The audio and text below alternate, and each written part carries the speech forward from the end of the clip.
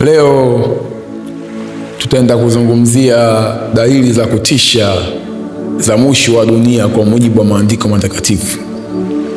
Maandiko yamejaribu kuweka wazi sana dalili za kutisha za mwisho wa dunia. Lakini kabla hatujaenda huko, kuna kitu cha msingi sana lazima tukielewe. Dunia hii tangu imeumbwa mpaka sasa inakadiriwa na umri wa miaka mingapi?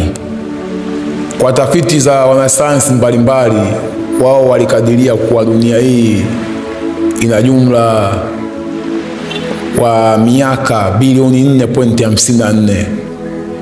Hesabu hii walifanya kwa vipimo vya miamba, yani stones.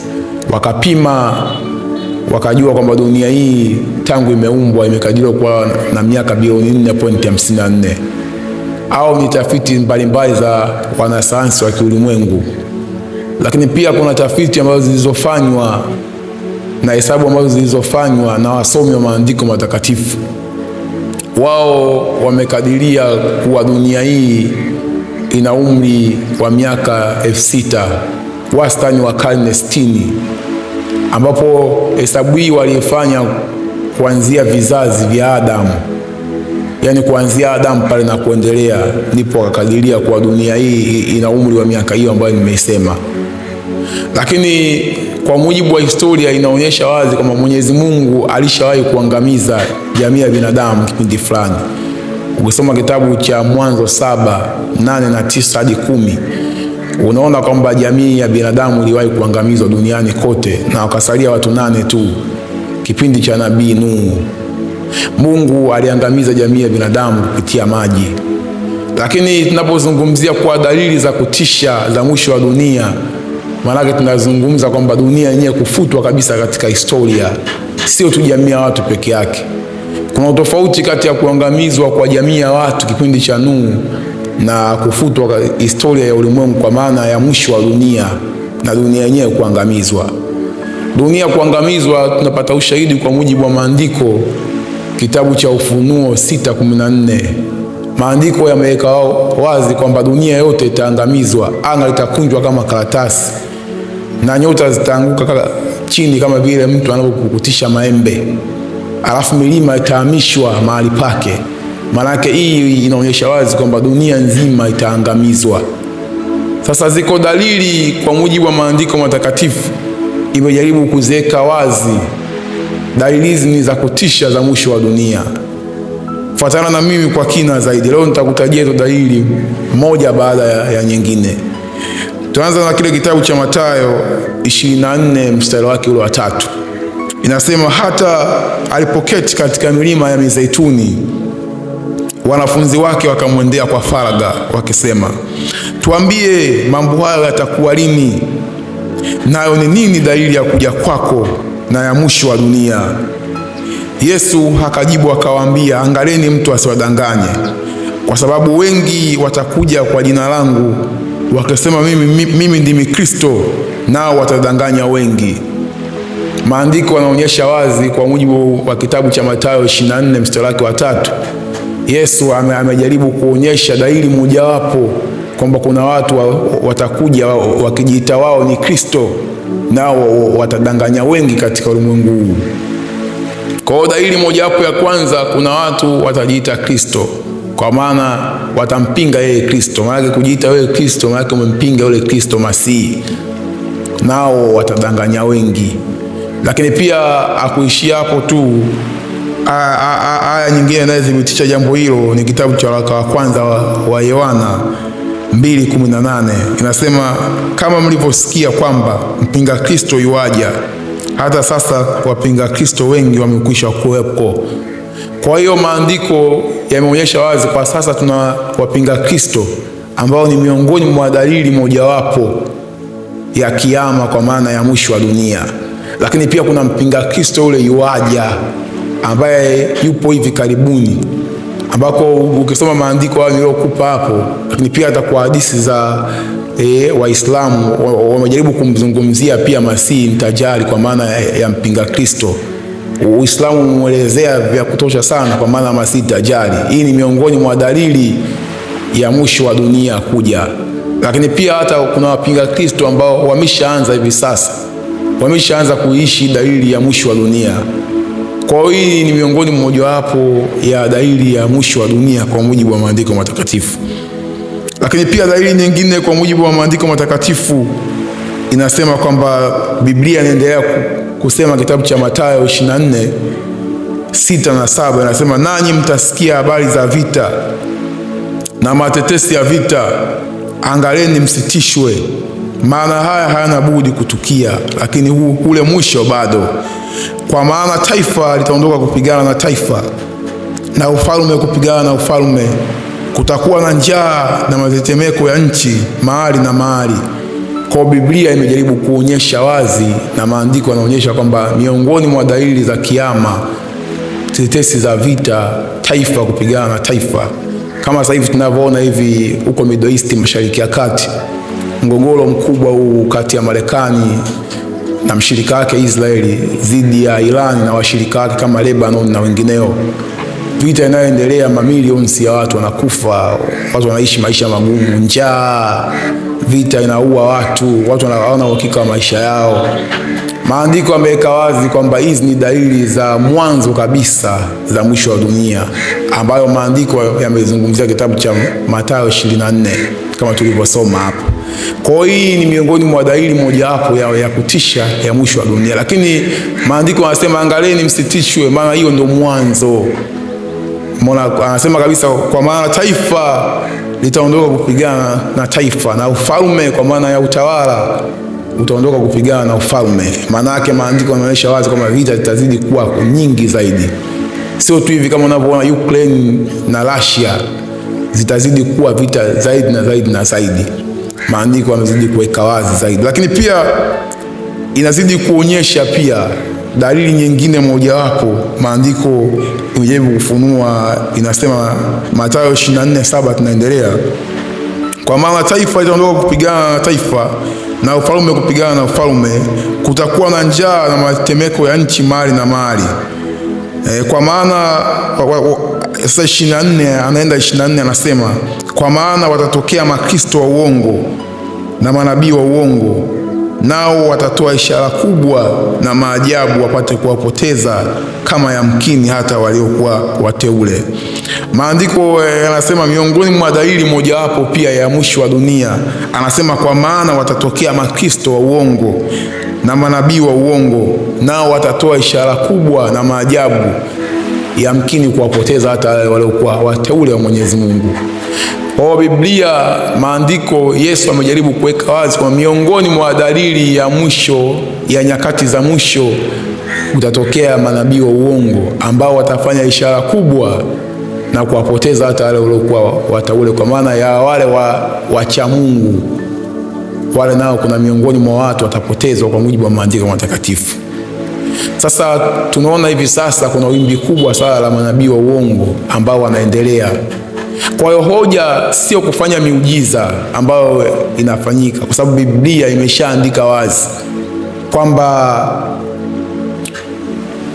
watafanya miujiza mingi, watafanya ishara nyingi sana, lakini hiyo sio hoja. Kunawezekana wakawa wamefanya miujiza mingi lakini wakawa manabii wa uongo. Yesu ukiendelea chini pale anasema angalieni nimeshakwisha kuwaonya mbele. Kwa hiyo Yesu ameshatuonya tayari. Sasa lazima tujihadhari. Kwa mujibu wa kitabu cha Mathayo 7:15 anasema jihadharini nao manabii wa uongo. Sasa utamjueje kama huyu ni nabii wa uongo ili upingane naye katika nyakati hizi za mwisho ambazo kunakaribiwa kuwa kufungwa kwa historia ya wakati? Maandiko yametuweka wazi namna ya kutambua nabii wa uongo iko vipi.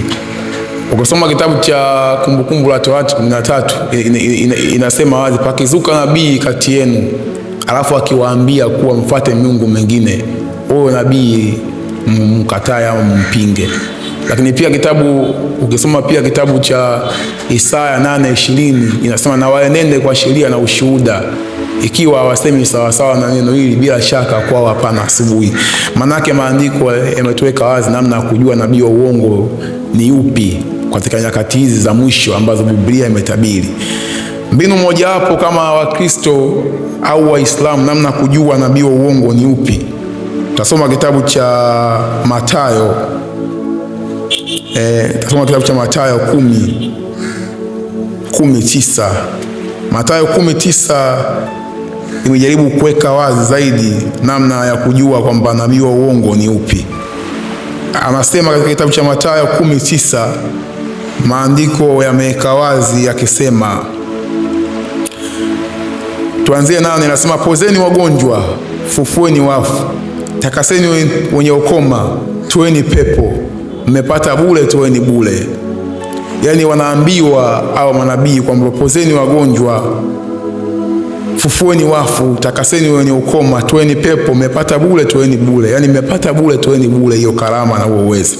Msichukue dhahabu wala fedha wala mapesa mishipini mwenu, wala mkoba wa safari, wala kanzu mbili, wala viatu.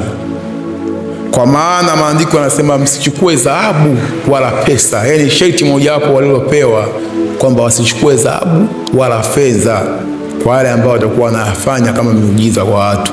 Kwa hiyo dalili mojawapo imeonyesha manabii wao wa uongo watakaotokea zama hizi za mwisho. Lakini kipimo sahihi maandiko yameweka wazi kwamba mtawapima kwa matunda yao. Kama maana wanapofanya ile miujiza hawataki kupewa mshahara ama fedha kwa wale ambao wanayafanya.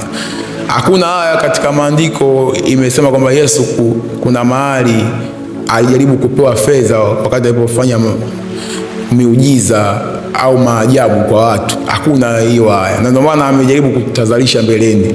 Mtu anapokuuzia kifaa cha muujiza shilingi 1,000, shilingi 1000 ngapi, maana yake huyu mtu amekeuka andiko la kitabu cha Mathayo 10:9 ambako Yesu anasema msichukue dhahabu wala fedha, mmepata bure, toeni bure. Maandiko yamejaribu kuonya wazi sana. Kwa hizi ni dalili mojawapo za nyakati za mwisho, kama tunavyoona manabii wa uongo wengi sana wametokea duniani ambao wamegeuza kwa dini biashara, lakini pia ni Mungu wa giza aliwatuma ni yule baba wa uovu kwa maana ya Ibilisi. Hili ni jambo la msingi sana la kuelewa. Kwa hiyo dalili tuliyosema mojawapo pia ni hiyo ya manabii wengi wa uongo kutokea duniani. Lakini pia tuendelee na maandiko yamejaribu kusema nini mbeleni zaidi. Anasema, kwa maana taifa itaondoka kupigana na taifa na ufalme kupigana na ufalme, kutakuwa na njaa na matetemeko ya nchi mahali na mahali, kwa maana watatokea makristo wa uongo na manabii wa uongo, nao watatoa ishara kubwa na maajabu wapate kuwapoteza kama yamkini hata walio wateule. Tazama, nimekwisha kuwaonya mbele.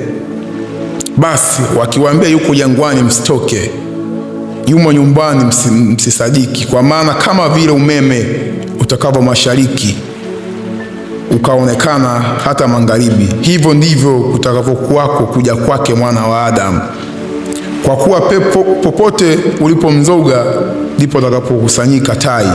Lakini mara baada ya siku zile jua itatiwa giza, na mwezi hautatoa mwanga wake, na nyota zitaanguka mbinguni, na nguvu za mbinguni zitatikisika. Ndipo itakapoonekana ishara yake Mwana wa Adamu mbinguni. Ndipo mataifa yote ya ulimwengu watakapombeleza, nao watamwona Mwana wa Adamu akija juu ya mawingu ya mbinguni pamoja na nguvu na utukufu. Kwa hiyo maandiko yamejaribu kuweka wazi sana. Anga litakunjwa ili kama karatasi, alafu nyota zitaanguka kutoka juu mbinguni. Ndipo itakapoonekana ishara ya Mwana wa Adamu juu. Na kwa mujibu wa historia ya maandiko ya Uislamu, kwenye hadithi inaonyesha kuwa atatokea Masihi Dajjal, kwa maana ya mpinga Kristo. Lakini huyo atapingana na maandiko kwa sababu Kristo kwa mujibu wa maandiko imeonyesha kwamba atakuja kutoka juu mawinguni. Duniani yote watu wote watamuona. Tazama yuaja na mawingu na kila jicho litamuona. Lakini huyu Masihi Dajjal hatotokea juu kwa mujibu wa maandiko matakatifu. Kwa hiyo utofauti wa Masihi Dajjal na Kristo kwamba Kristo atakuja dunia nzima itamuona, kwa maana Masihi ataonekana duniani kote, atatokea juu. Lakini huyu Masihi Dajjal hatotokea katika mfumo huo. Yeye atatokea tu duniani, atazaliwa, atafanya hayo atakayofanya ndani ya hizo siku chache sana. Zipo idadi ya siku ambazo zilikadiriwa kwamba atatokea na kuishi hapa duniani na kufanya miujiza mingi na kuwapoteza hata wale waliokuwa wateule wa Mwenyezi Mungu. Kwa hiyo Biblia imejaribu kuonyesha wazi na maandiko yamejaribu kuonyesha wazi sana kwa kina dalili za kutisha za mwisho wa dunia. Lakini kuna jambo la msingi sana inapaswa tulielewe sisi wote.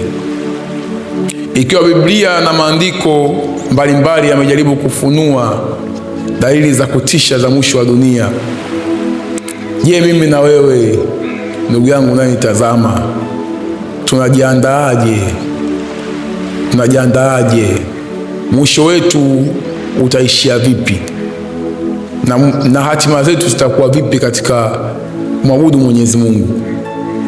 Jambo ambalo la msingi tunatakiwa kulifanya ama tunatakiwa kulielewa, kuna mwisho ule wa dunia kama maandiko yalivyosema, na Yesu kwa mujibu wa kitabu cha Mathayo 24 mstari wa 36 anasema, kwa habari ya kuja kwake mwana wa Adamu hakuna mtu aijuaye, malaika walioko mbinguni, mwana kwa maana yeye mwenyewe Yesu, ila Baba peke yake ndo anayejua. Manake Yesu amejaribu kuonyesha dalili za mwisho wa dunia kama tulivyosoma, lakini siku wala saa ya kuja kwake hakuna mtu aijuaye, hata Yesu mwenyewe haijui, isipokuwa Mungu peke yake. Na katika hizi aya nilizokuwekea hapo inaonyesha wazi kwa mujibu wa Qur'ani dalili ya kuja kwake zimewekwa wazi, lakini siku ya kuja kwa Yesu anayejua Mola pekee mlezi, kwa mujibu wa maandiko hayo niliyoweka hapo. Kwa hiyo hata sasa tunavyozungumza, tunavyoongea mimi na wewe muda wote na saa yote, Isa bin Maryam anaweza akarudi duniani, Yesu anaweza akarudi hapa duniani. Umejiandaaje ndugu yangu? Na kujiandaa kwenyewe, Yesu anasema ili upate uzima wa milele, kwa maana kishafungwa historia ya wakati wa dunia hii na kuharibiwa, ili wewe upate uzima wa milele. Kitabu cha Yohana ukisoma 17 mstari wake wa 3, Yesu anasema na uzima wa milele ndio huu, wa kujua wewe Mungu wa kweli wa pekee na Yesu Kristo uliyemtuma.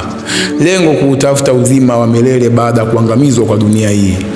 Na kusoma kitabu cha waraka wa kwanza wa Yohana 2:3 inasema, na katika hili tunajua kuwa tumemjua yeye tukiwa tunashika amri zake. Yeye asemaye amemjua lakini ashike amri zake, yeye ni mwongo, wala kweli haimo ndani yake. Maana yake ndugu yangu, tuache dhambi. Hakuna mtu aijuaye kesho, hakuna mtu aijuaye nusu saa ijayo. Maana yake muda wote na saa yote dunia hii itaharibiwa sana. Lakini pia mbali tunakuja kwake yeye Kristo, kwa maana sijui saa wala siku. Lakini pia ndugu yangu, lazima uelewe kwamba hakuna aijuaye kesho. Mwanadamu hapa duniani hatuna uhakika wa kuishi. Leo upo, kesho haupo. Unaweza leo hii ukafa ghafla, unaweza leo hii ukaanguka ghafla. Mwisho wako umeumaliza vipi? Ndio nasema tuombe mwisho mwema, kwa maana natakiwa umalize vizuri. Na mwanadamu ukisha kufa una uwezo tena wa kukaa kutubu. Yaani mwanadamu akishakufa hawezi tena kutubu, kwa mujibu wa kitabu cha Mhubiri 9:5 au 5:9 imezungumza wafu hawajui neno lolote, kwa maana hawana ijara tena. Uwezo wa kutubu wewe huna, nafasi unayo ya sasa kumtumikia Mwenyezi Mungu. Huna uhakika wa maisha, muda wote mwanadamu unaondoka katika dunia hii, unakufa. Umejiandaa na maisha yako ya baadaye? Umejiandaa? Maisha yako ya leo yamedefine kwamba ni mauti ya milele, utachomwa jehanamu ya moto, au maisha yako ya leo yanadefine kupata uzima wa milele kama Yesu vile aliposema? Kwa hiyo tuache dhambi, dhambi ya zinaa, dhambi ya uongo. Dunia imechafuka sana, haya machafuko yote tuache. Jina langu mimi naitwa Justin Potas Likwelile. Kama umeelewa somo hili, basi waweza kufollow ama kusubscribe channel yetu, kuungana nasi pamoja katika vipindi vijavyo. Tutaenda katika season 2 kuonyesha zaidi na zaidi. Maandiko yanaonyesha ziko dalili nyingi ambazo tutaenda kuzifunua huko kitabu cha Timotheo wa pili 3, ukisoma kuanzia mstari wake ule wa 3 na kuendelea, imeonyesha wazi zaidi kwa dalili zingine nyingi